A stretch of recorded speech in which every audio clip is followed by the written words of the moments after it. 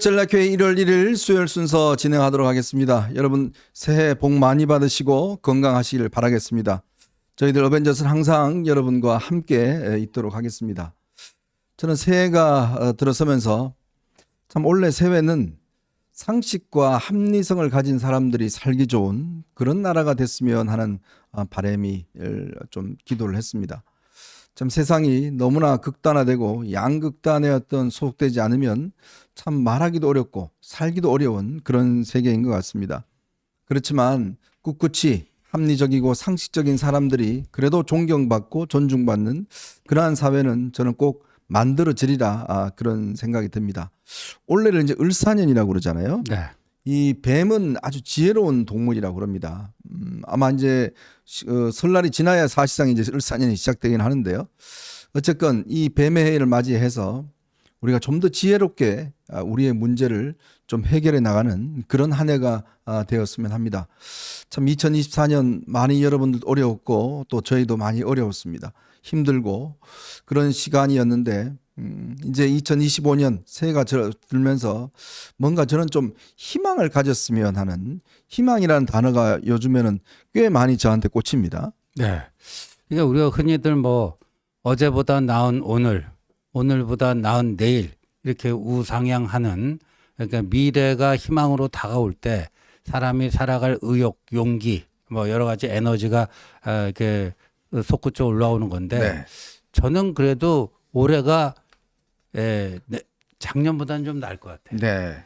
작년 같은 그런 최악의 해가 또 있을까 할 정도로요. 그 뭐 총선 참패부터 연말에 비상계엄 사태까지 그런 일이 금년에는 벌어지지 않을 것이다. 네. 작년보다는 나은 올해가 될 것이다. 저는 그렇게 믿습니다. 신은 항상 이렇게 시련만 주는 건 아닌 것 같습니다. 그 시련 속에서 얼마나 우리가 배우고 그 시련을 또 약을 삼아서 운명을 개척하는가에 따라서 저는 운명도 많이 바뀔 수가 있고 또 기적도 생길 수가 있다고 생각이 듭니다. 올해를 정말 기적의 한 해로 만들어내야 될 것 같습니다. 많은 사람들이 힘들고 체념하고 쓰러지지만 그러나 그 속에서 또 희망을 가지고 꿋꿋하게 또 앞서 나가는 사람이 분명히 있을 겁니다. 그 사람들을 위해서라도 올해 한 해도 저희 어벤져스가 여러분들과 함께 늘 곁에 있겠다는 약속 드리면서 오늘의 방송을 시작할까 합니다. 참 이 요즘은요 이 뉴스가 전화기를 이렇게 들고 있다가 잠깐 놓고 다시 보면 새로운 뉴스가 나올 정도로 정말 요즘은 뭐 눈 깜짝할 사이에 뉴스가 많이 들어오고 있습니다. 자, 오늘 지리적으로 보면요. 일단 오늘 새해를 맞이해서 지금 이 공수처장이 오늘 체포영장 집행에 대해서 다시 한번 강조를 했고 지금 한남동 대통령 관저 앞에서는 윤석열 대통령 체포를 반대하고 또 찬성하는 지금 집회가 앞에서 지금 열리고 있습니다. 그저께부터 계속 이 집회가 열리면서 양측이 서로 죄송합니다. 네. 양측이 서로 나눠져서 집회가 열리고 있고요. 그리고 올 용산 대통령실 참모들은 정진석 비서실장을 비롯해서 또 이 수석 비서관 전원이 사의를 표명했습니다. 조금 전 아마 들어온 소식인데 이 최상목 대행이 이 정진석 실장에 대해서만 일단은 사표를 수리하고 나머지는 일단 수리를 하지 않았다. 이런 뉴스가 지금 단독으로 나오고 있습니다. 어제 최상목 대행이 헌법재판관 3명 중에 2명의 임명을 했지 않습니까? 그랬죠. 그거에 대한 지금 후폭풍도 간단찮게 만만찮은 것 같습니다. 이런 상황에서 지금 대통령에 대한 수사, 또 이 체포 문제, 또 이 최상목 대행에 대한 지금 여권 내부의 반발, 뭐 이런 것들이 지금 굉장히 중첩이 되면서 새해를 시작하는 것 같고, 지금 일단 무한 제주항공 사고와 관련해서는 이번에 사망하신 분들의 신원이 전부 다 일단 확인이 됐다라는 소식이 들어와 있습니다. 아마 이 사건에 대한 조사가 지금 본격적으로 좀 시작이 될 것 같습니다. 어제는 또 양천에 있는 한 또 이 시장에서 글쎄요. 돌진 사고가 있어서 또 한 명이 돌아가시고 많은 또 중경상자가 나왔다는 소식도 들어가 있습니다. 요즘 왜 이렇게 우리 주변에 사고가 많은지 모르겠습니다만은 저는 그렇게 봅니다. 이게요. 조그마한 하나의 우리가 어떤 실수 또 조그마한 하나의 어떤 우리가 이 간과하는 것들 그런 것들이 실제로 쌓이고 쌓이면 큰 사고로 이어질 수 있다는 거. 이번 사실 비상계엄 사태도 마찬가지입니다. 우리가 예전에 윤석열 대통령의 행동과 말에 대해서 조금의 어떤 관심을 좀 더 기울였다면 미리 차단할 수 있었고 그 참모들이 또 마찬가지로 조금 대통령의 행동에 대해서 좀 더 차단하고 조언하고 그건 정말 자기의 직을 걸고 했더라면 이런 사태는 오지 않았을 겁니다. 다만 아유 그렇겠지 뭐 그저 그렇겠지 이렇게만 가다 보니까 결국은 우리가 감당할 수 없는 사고와 또 이런 사건이 발생한 것 같습니다. 원래는 진짜 이 디테일한 하나 이런 것들도 저희 무시하지 않고 좀 유념해서 봐야 되지 않을까 그런 생각이 듭니다. 예, 저희 뭐 어벤져스가요 두 눈 부릅뜨고 작년 말에 뭐 저희들이 또 반성하고 또 자책하고 했습니다만 그렇게 느닷없는 비상계엄을 사전에 예방할 수도 있지 않았겠는가. 네. 그런 점에서 그 누구도 여권에 몸담았던 사람들 또 대통령과 직간접적으로 교류했던 사람들 그 누구도 책임에서 자유로울 수가 없다. 저희 어벤져스도 마찬가지고요.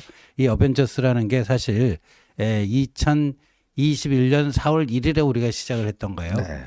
그러니까 검찰총장에서 막 퇴직한 당시 윤석열 전 총장을 어떻게든지 정권 교체의 이 히어로로 만들기 위해서 네. 저희가 사실 의기투합해서 이제 어벤져스 전략회의를 시작하고 이렇게 됐는데 참 저희들이 만드는데 일조를 한 윤석열 대통령이 이렇게 될 줄은 정말 꿈에도 생각을 못했습니다. 네. 그러니까 그런 점에서 우리는 뭐 이미 그 전부터 거리를 뒀고 뭐 했기 때문에 우리는 뭐 책임이 없다 이렇게는 안 하겠습니다. 그것도 또한 무책임한 자세라고 보고요.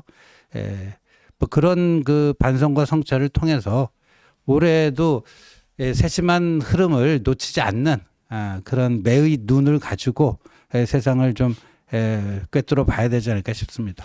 네. 우리가 중요한 것은 어떤 특정 인사 사람을 저희가 충성을 맹세하고 그 사람이 충성하지 않으면 배신자라는 그런 어떤 구시대적인 충성과 어떤 배신 이거는 저희들은 거부합니다.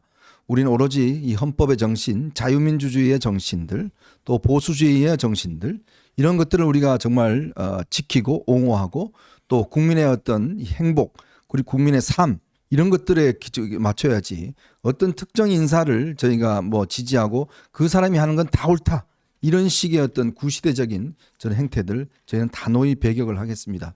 정말 국민 여러분들의 눈높이에 맞춰서 모든 정책 사안들을 분석하고 바라보고 또 거기에 맞춰서 행동하는 그런 것이 저는 중요하리라 봅니다. 그것이 단시간에는 아주 쓴 약이 될 수는 있습니다. 그리고 그게 우리의 뭐 여러 가지 재정적이나 이런 데 도움이 안 될 수도 있습니다. 그러나 그거는 저희한테 별로 중요하지 않습니다. 저희들이 궁극적으로는 대한민국의 발전, 여러분의 행복 이런 것들이 저희들이 중요한 목표가 돼야지 특정 인사에 대한 어떤 충성과 맹세 이런 어떤 구시대적인 행태를 가지고 저는 절대 대한민국이 발전할 수 없다. 지금의 이 위기도 저는 모든 것이 다 거기에서 비롯되지 않았냐는 생각이 듭니다. 자, 우선 오늘 여러분들과 함께요. 저희가 세 가지 이야기를 좀 해보겠습니다. 어제 최상목 대행이 국무회의에서 깜짝 발표를 했죠. 일단 이 헌법재판관 3명 중에 2명은 임명을 하고 1명은 여야 합의를 지켜보겠다 했더니 어제 아마 이 국무회의장이 아주 난리가 난 모양입니다. 그런 최상목 대행의 어떤 그에 대해서 일부 장관들이 극렬하게 또 반대를 했고 또 여당도 마찬가지고 대통령실도 지금 반발하고 있고 그 반발에 초점으로 대통령실의 참모들이 전부 다 사의를 표명을 했습니다. 저는 이런 생각이 딱 들었어요. 그 정도 결기가 있으면 네. 왜 윤석열 대통령이 그렇게 비상계엄이라는 정말 이해할 수 없는 일을 할 때 도대체 뭘 했는지 아니 최상목 앞에서는 그렇게 큰 소리치고 법 따지고 헌법 따지는 사람들이 왜 윤석열 대통령 앞에서는 한마디도 못했을까요? 저는 정말 비겁하다는 생각을 지울 수가 없어요. 네, 동감입니다. 네, 그들 동감입니다. 그렇게 대통령 앞에서 찍소리 못하고 있다가 그나마 최상목 대행이 이 국면을 뚫기 위해서 나름대로 고심 끝에 내린 결정이라고 저는 보는데 네. 그걸 가지고 앞에서 그냥 욕하고 비난하고 사표 내고 이런 행태를 보면 과연 이들에게 진짜 중책을 맡길 수 있나라는 저는 생각도 많이 들었어요. 그렇죠. 뭐 한마디로 어떻게 보면 좀 자격 미달, 함량 미달 이런 것 아닌가 싶은데 뭐 한번 우리가 따져 보면요. 만약에 최상목 대행이 그런 선택이라도 안 했으면은 그럼 어떻게 됐을 것인가 생각해 보면요. 계속 6인 체제로 가지 않겠습니까?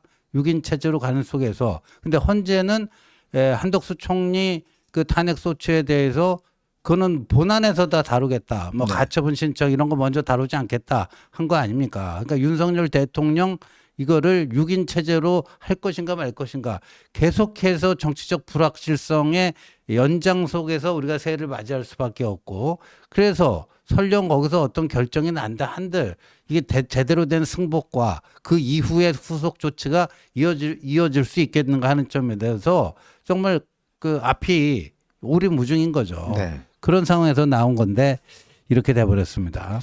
자 보니까요. 제가 이제 첫